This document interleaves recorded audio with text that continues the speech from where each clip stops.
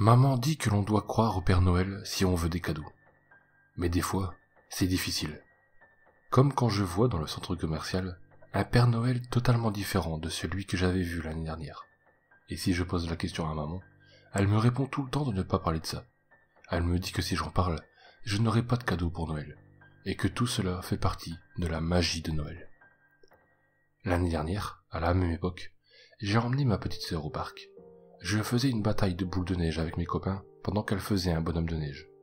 Nous avons vu le Père Noël au parc ce jour-là. Il est venu vers nous et a donné à chacun de nous un petit cadeau. Il nous a dit qu'on était tous de gentils garçons et filles. Et il a aussi dit que le cadeau de ma petite sœur était dans son traîneau, car il était trop lourd pour le porter jusqu'ici. Ma sœur est allée avec lui, mais elle n'est jamais revenue. La police nous a posé tellement de questions, mais nous avons tous insisté sur le fait que c'était juste le Père Noël, grand, enjoué et rouge. C'était tout ce que nous savions. J'ai eu tellement de cadeaux de Noël cette année-là, beaucoup plus que d'habitude. Je suis tellement heureux de n'avoir dit à personne que le Père Noël ressemblait beaucoup à notre voisin, Monsieur Wilkins. Et je suis heureux de n'avoir dit à personne que j'avais vu ma petite sœur entrer dans son camion bleu au lieu d'un traîneau. Maman me dit de ne jamais parler de ce que j'avais vu, que c'est juste la magie de Noël. Et elle dit qu'il faut croire au Père Noël, si on veut des cadeaux.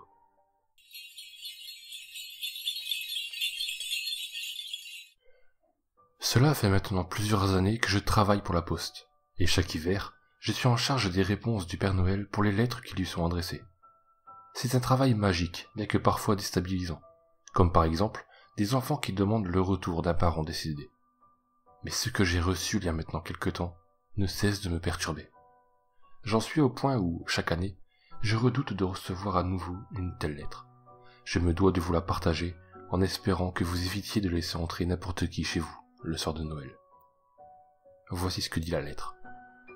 Papa Noël, moi et ma petite sœur Suzy, on a passé un super Noël avec toi. Même si j'ai pas très bien compris pourquoi, au lieu de descendre par la cheminée, tu es resté debout devant la fenêtre de ma chambre.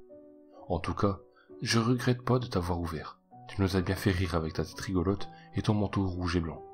Et en plus, les jouets que tu m'as donnés sont super. Mais s'il te plaît, même si tu as dit que tu t'énervais si on te le demandait, est-ce qu'on peut revenir sur ce marché? Papa et maman me manquent, et Suzy sent mauvais. En plus, elle ne fait que pleurer.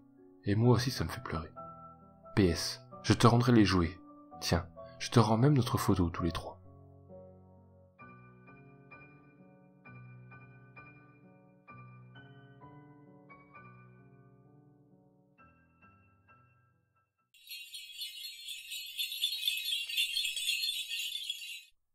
Bonjour à tous.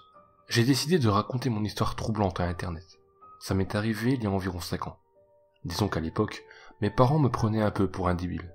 J'avais 11 ans et je savais très bien que le Père Noël n'existait pas. Mais ils insistaient et me disaient que si. Ils ne voulaient pas cracher le morceau et ça m'énervait. Bref, riez-en si vous le souhaitez, ça ne m'atteindra plus. Je me suis dit que le meilleur moyen de les faire avouer était de surprendre mon père en train de déposer les cadeaux au pied du sapin. Et hop, ils seraient bien obligés d'assumer leur mensonge. Dans la nuit du 25 décembre 2011, j'étais assis sur mon lit, prêt à en bondir. Vers 2 heures du matin, j'ai entendu des pas dans le couloir qui se dirigeaient vers ma chambre. Je me suis immédiatement allongé en me disant que si mon père me voyait réveillé, à cette heure, je risquais de me faire engueuler. Et j'ai entendu la porte de ma chambre s'entr'ouvrir. J'ai fermé les yeux pour faire mine de dormir. Quelques secondes après, la porte s'est refermée et je me suis dit à cet instant que mon père savait se montrer discret par moments. C'en était presque fascinant, il se déplaçait d'un pas si léger. Bref, j'ai attendu quelques minutes pour sortir de mon lit. Ma chambre donnait directement sur le salon. J'allais pouvoir le surprendre. J'ai entrouvert la porte, et bordel, je l'ai vu. Pas mon père, mais bien le Père Noël. Il était assis au pied du sapin, en admiration devant celui-ci, avec ses espèces de lutins. L'un d'eux s'est doucement retourné vers moi. Il m'avait vu. Pris de panique, j'ai fermé la porte et me suis dirigé vers mon lit en mettant ma couette par-dessus ma tête. Quelques instants plus tard, j'ai entendu ma porte s'entrouvrir à nouveau. J'étais terrifié. Pourtant, le Père Noël était bon. Je n'avais aucune raison de l'être. Il se rapprochait vers moi, ma respiration était bruyante, mais je me devais de rester silencieux. Il était tout près.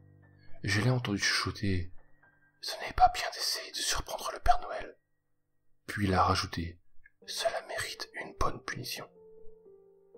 J'étais si effrayé que j'ai fini par appeler mes parents à l'aide. Bien évidemment, il n'y avait rien dans ma chambre. Je leur avais tout expliqué, mais ils disaient que j'avais dû faire un mauvais rêve. Ils ne me croyaient pas.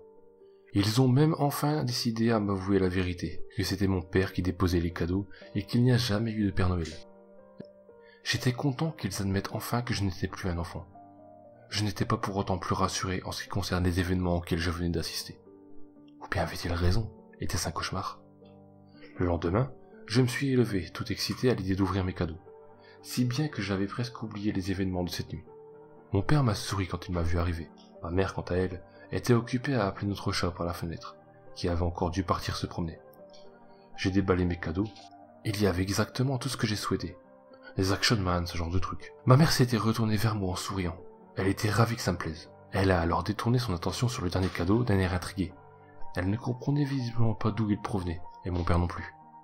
Et j'ai repensé à la veille. Dans un mouvement d'hésitation, je l'ai ouvert. Le papier recouvrait une boîte à chaussures dans laquelle j'ai retrouvé mon chat mort, éventré. Je vous passe les détails de la suite, c'était déjà assez dur pour moi d'en parler. Aujourd'hui, je suis allé au marché de Noël de la Défense et je l'ai revu. L'espèce de lutin qui m'avait vu cette nuit-là. Celui-ci qui avait dû avertir le Père Noël. Je l'ai pris en photo avec mon portable. C'est celui à gauche, regardez-le. On dirait qu'il m'a reconnu.